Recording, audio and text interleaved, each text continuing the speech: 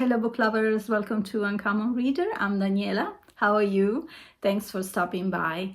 In this video, I'm going to talk about my 2025 book challenges, and let's see how I did. I joined 3 book challenges and one I created for myself. So why don't I start right away from the one that I created. It was quite a simple one. I decided to come up with 12 authors I've never read, mostly classical authors, and challenge myself to read all of these 12 authors, one per month. So in this challenge, I did not succeed because out of the 12, I ended up reading 7 of these authors, and I did actually really well until April, and then I went somewhere else with my choices. And the authors that I succeeded in reading that I had chosen were Somerset Maugham, Hemingway, David Grossman, Donna Tartt, Mark Twain, actually read 2 of them, James Baldwin, and George Orwell. So the other 5 names that I selected and I ended up not reading were Nancy Mitford, Harriet Beecher Stowe, Toni Morrison, Jorge Amado, and Pierpaolo Pasolini, the only Italian writer actually in this list, ended up not reading. Well, to feel better though, I can actually think I substituted these names with other 5 authors. For example, I read for the first time Tolkien with my Buddy Challenge read with Philip Hall of A Poet Reads to Write. Zora Neale Hurston, oh my God, what a discovery that was. Dostoevsky. Well, I'm not sure that was the first time read because I think I did read something when I was very young from him. Doris Lessing. I've spoken about her 5th child book just recently in my final wrap-up of my fall reads, and Percival Everett. So I mean, I did discover many other, maybe newer authors along the way in 2025, which are contemporary authors. I want to mention Frederick Backman, for example, Mohammed Bogar Sarr, and Chimamanda Ngozi Adichie. I still don't know how to pronounce her last name. So it was a very good year author-wise, and as I was mentioning in my end of the year book tag recently, I feel like I'm more and more directed into choosing authors more than books for 2026. So another challenge I wanted to join in and I was pretty excited about was the Beefcake Challenge. That started actually as a book tag created by Big Aldo's BookTube, and I happened to see on Pat's channel, Book Chat with Pat. The challenge was to choose 10 titles, 10 books with more than 500 pages. I did select 10 books that I have in my personal shelves, and I did pretty okay, although I didn't end up reading the books that I've chosen, or at least part of them. I didn't accomplish to read those. But I did substitute these with others. I actually succeeded in this challenge, although I didn't read what I was planning to. So which were these books? Arabian Nights, narrated by Kader Abdullah, I did read. Lincoln Highway by Amor Towles, and that was my buddy read with Renee of Beyond Books, I believe in January. The Grapes of Wrath by Steinbeck, which I didn't read. Shantaram by Gregory David Roberts, which I adored. The Pickwick Papers by Charles Dickens, I still have to read that. The first book of the Cazalet saga, Uncle Tom's Cabin by Harriet Beecher Stowe, I didn't read that. The Goldfinch by Donna Tartt, I did read that.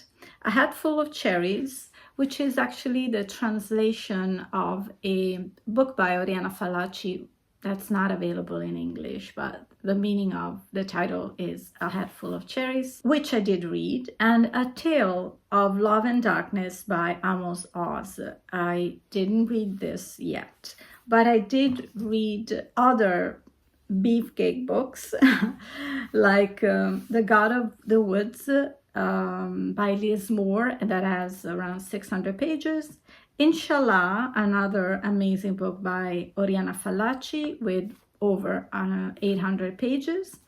Americana by Chimamanda Ngozi Adichie with almost 600 pages. Digression, which is just a translation of this Italian title, not available in English, and this is over 1,000 pages. And another Italian book which has more than 600 pages, Promettimi che non moriremo by Mara Carollo. The title is translated as Promise Me We Won't Die.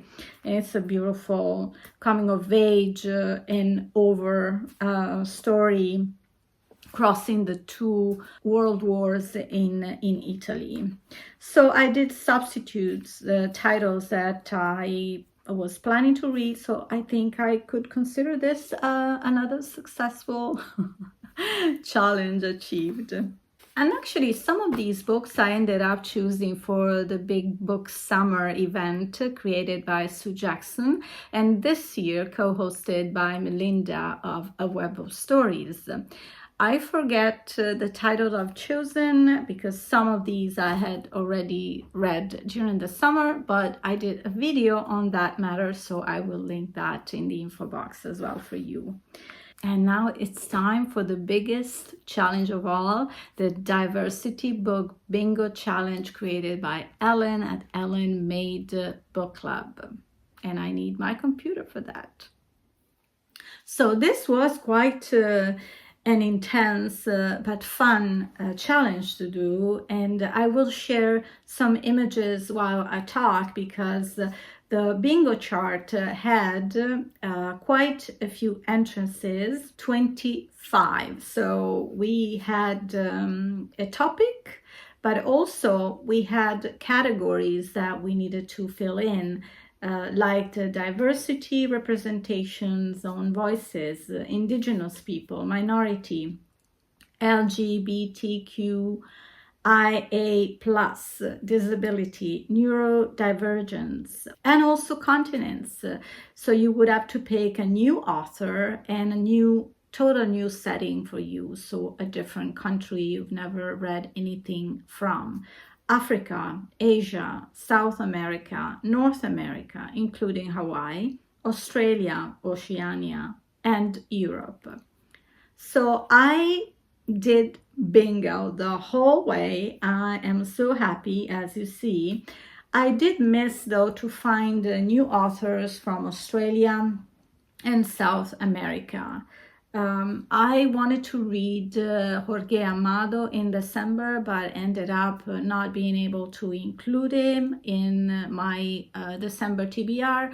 And I honestly, towards the end of the year, I was just like a little more relaxed, and I said, okay, I'm not gonna make the challenge completely, but I think I did pretty good. So very briefly, I'm just going to show you all the categories or the topics that Ellen chose for this challenge. A new country, and for that I read The Girl with a Louding Voice by Abidare.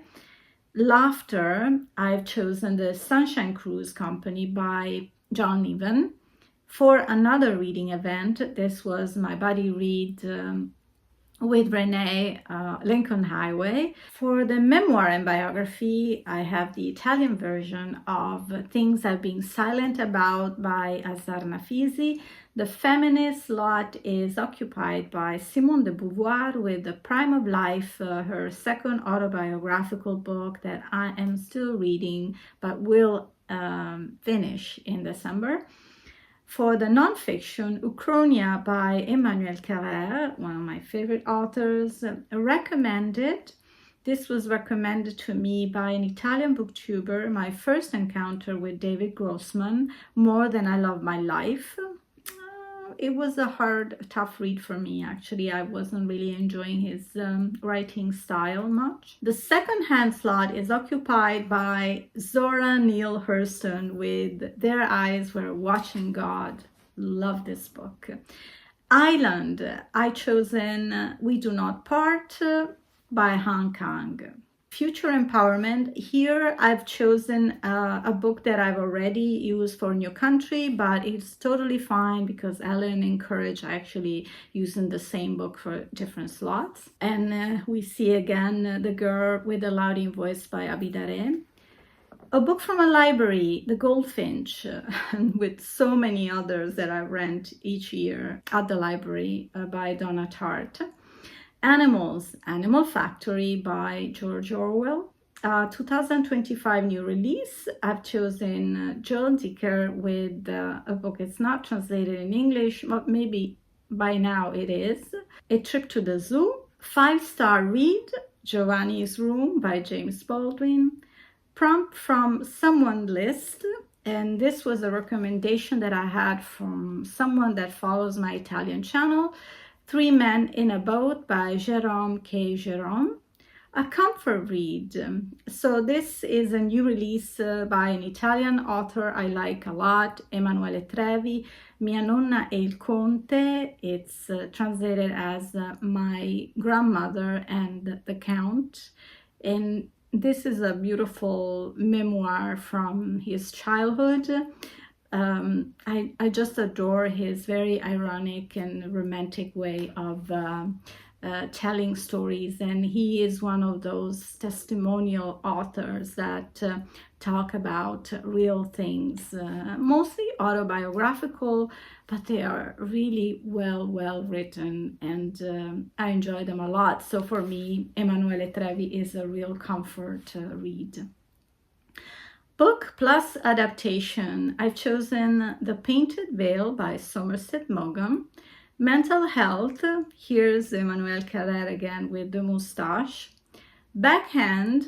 This is an edition that's not published anymore of If on a Winter's Night a Traveler. So this is actually the English copy version, but I did have a backhand version of this book that I decided to give away at a book crossing because I didn't like this book in particular. Short story or collection, So Late in the Day by the very talented Claire Keegan. A book on migration. Oh my gosh, another amazing book of 2025, The Most Secret Memory of Man by Mohammed Bougar Sarr. A genre out of the comfort zone, and here we are with Tolkien and The Hobbit, which I mentioned before. Favorite author, again, we see Carrère again with the moustache. Prize winner, Orbital by Samantha Harvey, beautiful book.